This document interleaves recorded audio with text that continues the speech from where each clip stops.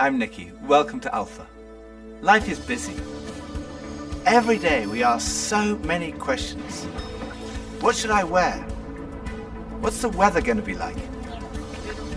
What's happening today? How am I going to fit everything in? But then there are those bigger questions. Like, why am I here? Where am I heading? Is this it? Is there more to life than this?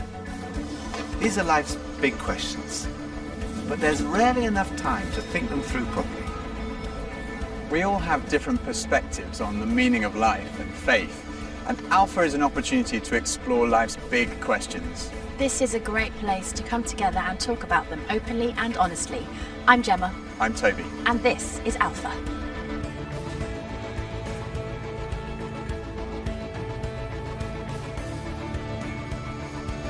I go on Google. I definitely Google. I go on Wikipedia. Internet. I scroll through all the different answers and then I try and combine it and then make my own kind of cornerstone.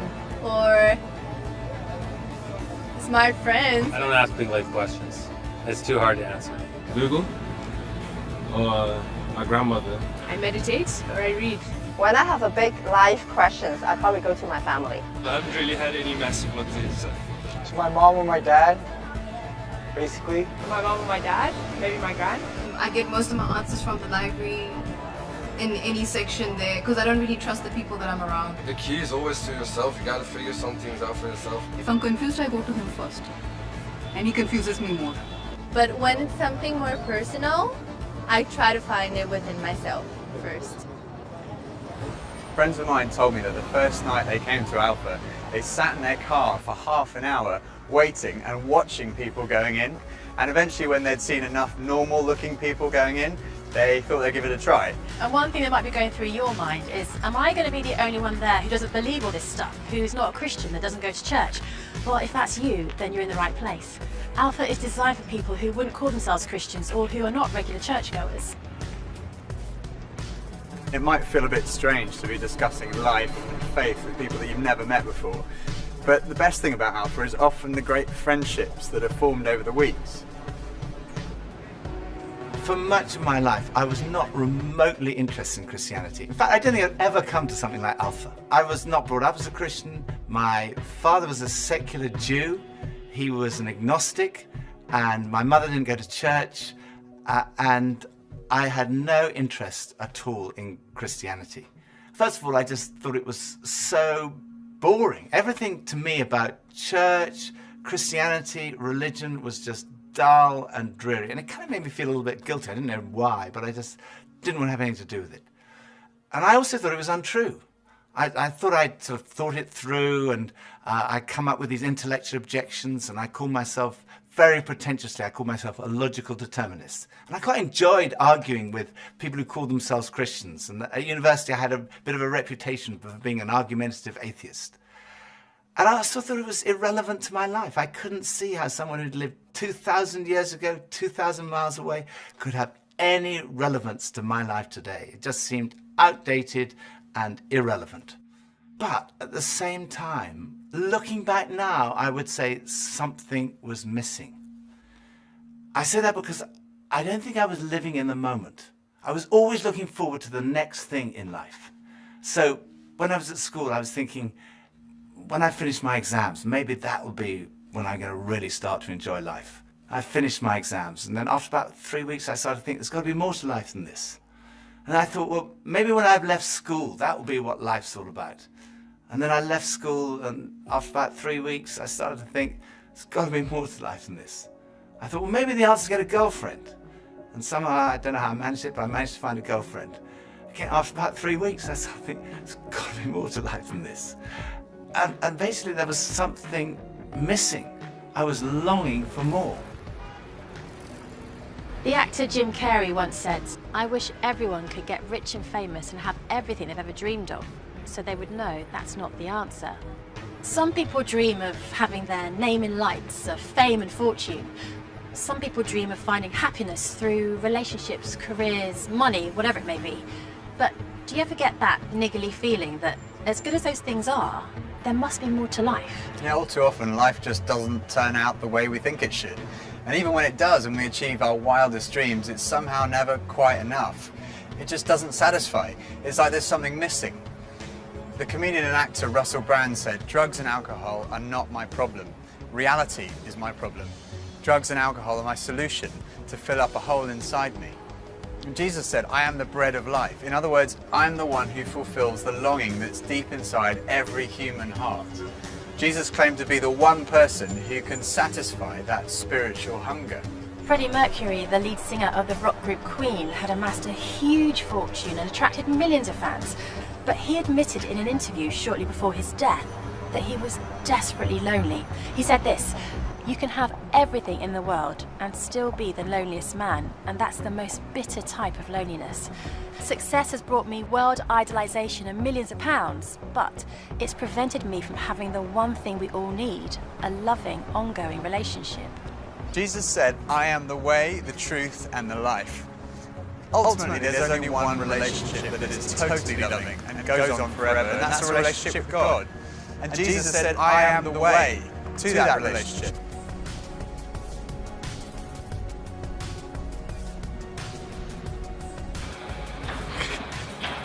Maybe money. What makes me happy? Music. Music, ice cream, and cheese.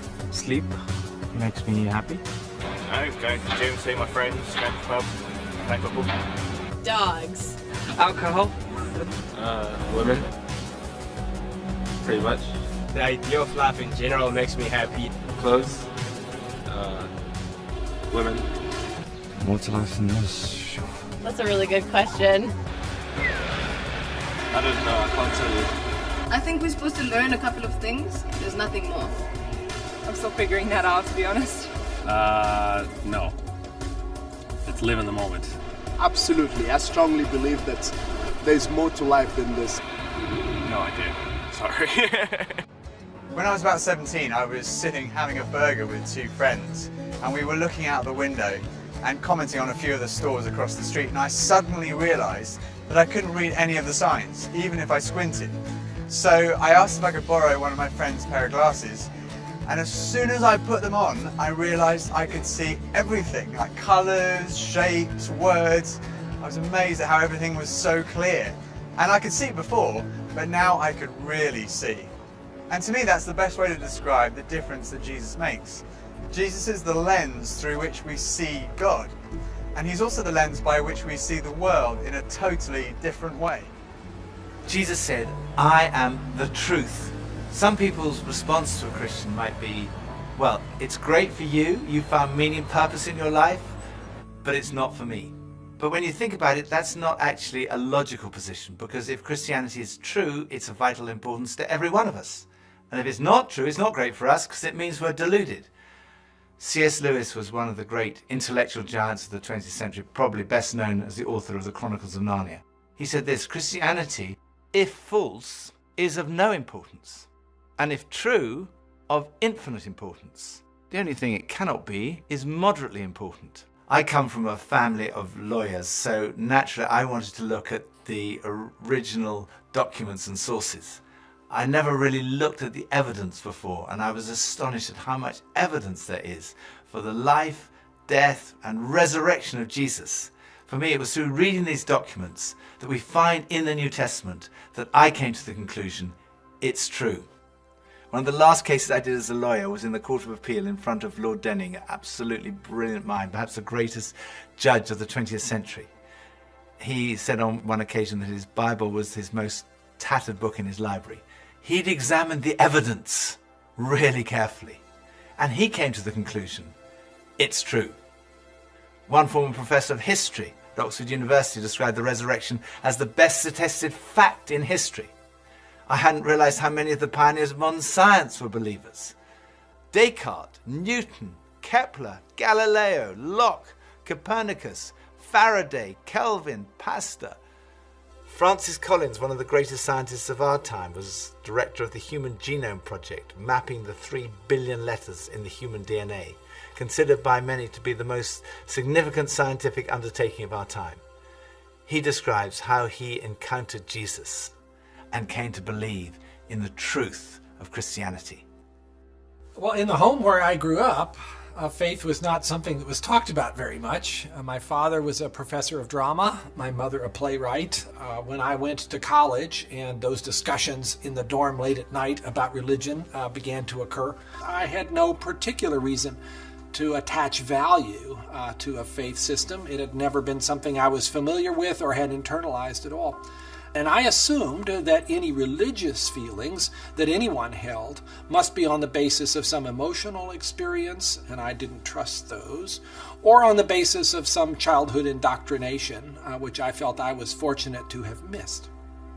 I loved the experience of learning about the human body and all of the components of that, and I particularly loved being introduced to genetics. But then I ended up in the medical school curriculum sitting at the bedside of patients with diseases. This was no longer an abstract study of molecules and organ systems. These were real people. And one afternoon, one of my patients, a wonderful elderly woman, much like a grandmother, who had very bad heart disease. She had a particularly bad episode of chest pain while I was with her. She got through it, and at the end of that, explained to me how her faith was the thing that helped her in that situation. She realized that the doctors around her weren't really giving her that much help, but her faith was.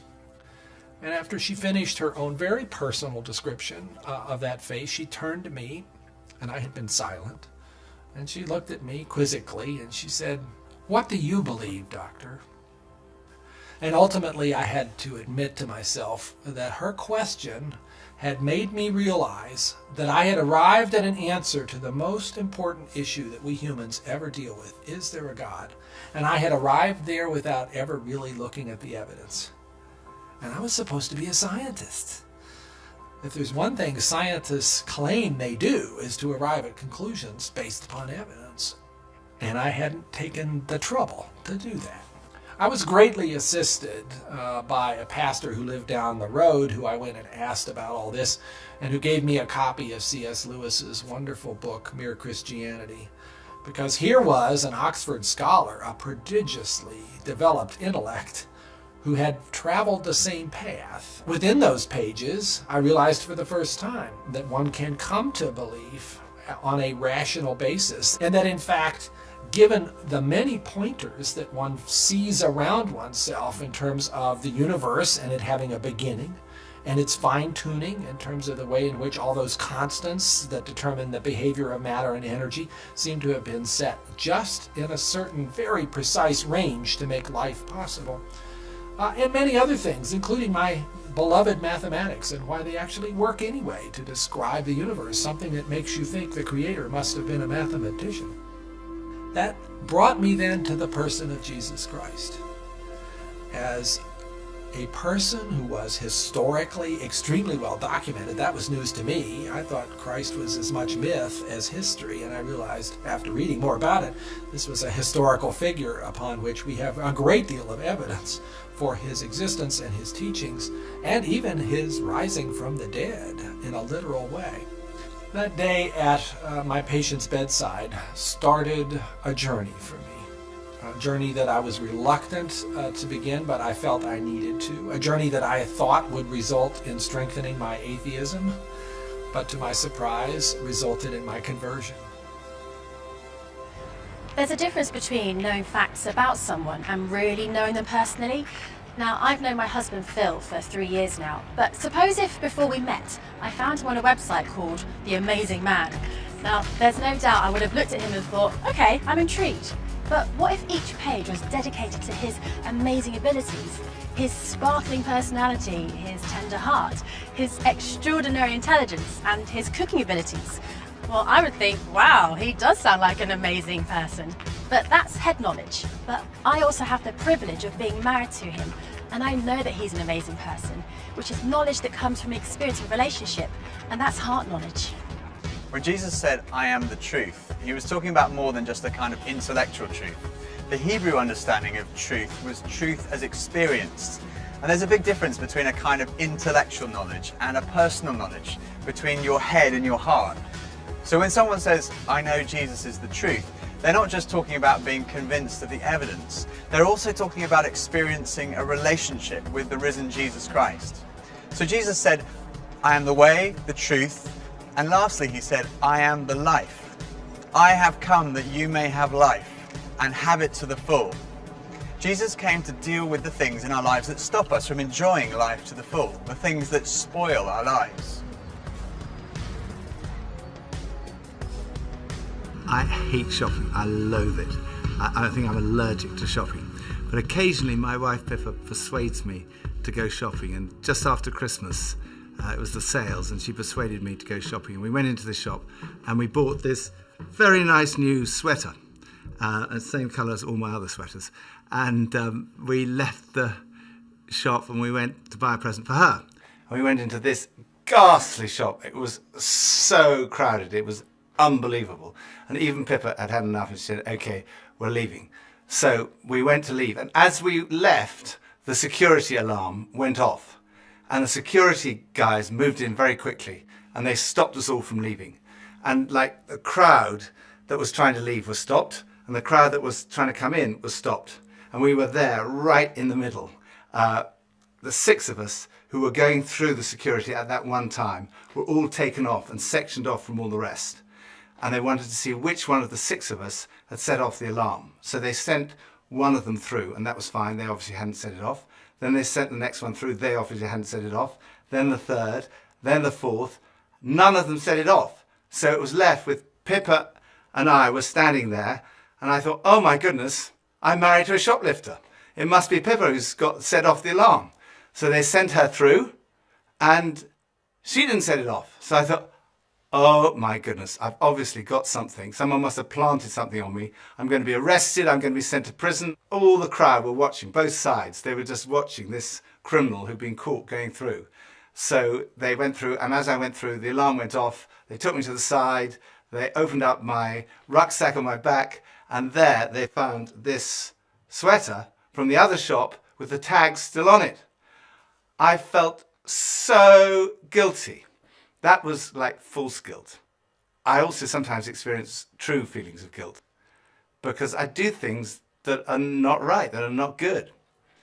And this is the wonderful news that God loves you and he loves me. God came in the person of his Son, Jesus Christ, to die for you and for me. And on the cross, he took all of your guilt, all of my guilt, everything you've ever done wrong, everything I've ever done wrong, said wrong, thought wrong, and he died in our place in order that we could be forgiven. And forgiveness, C.S. Lewis said, it's like a recording of our life wiped completely clean.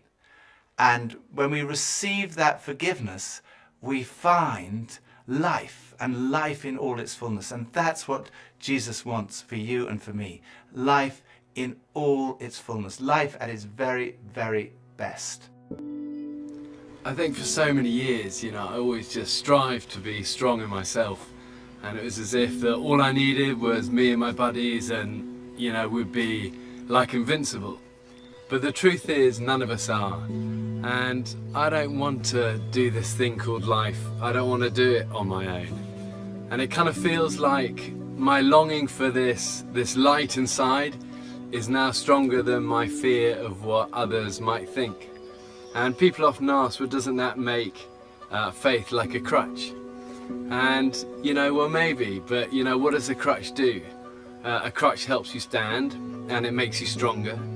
And in that case, sure, I need a bit of that. But especially when it's so much more than that.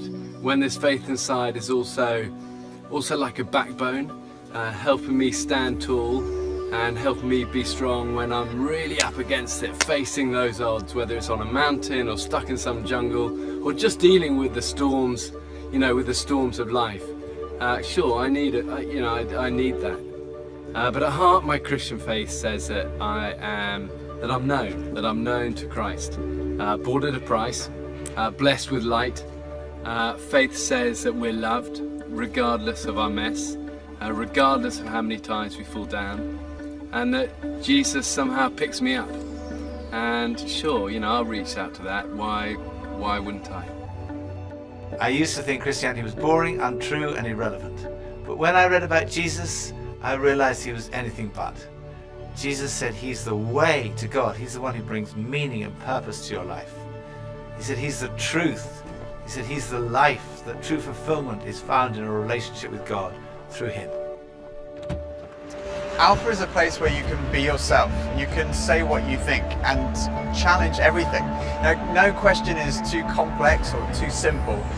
And what your point of view is as important as anyone else's. And over the weeks ahead, we are going on a journey together, an adventure to explore the questions of life, faith and meaning. Think of it this way. If you live to be 70, you're going to spend 20 years and 3 months asleep, 10 years and 5 months watching TV, 5 years and 9 months in some form of transportation, 7 years and 6 months eating and drinking. You have approximately 570,000 hours left to live. So why not spend less than 24 of them asking life's biggest questions? Welcome to Alpha.